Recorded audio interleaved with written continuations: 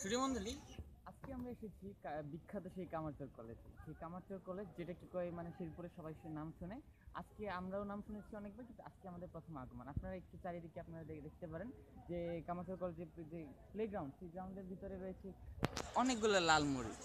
আর ওইদিকে যদি দেখতে পারেন তার কলেজের অবস্থা আপনারা দেখতে পারতেছেন। কলেজের ভিতরে মানে কোনো সাইনবোর্ড নেই, কোনো কিছু নেই।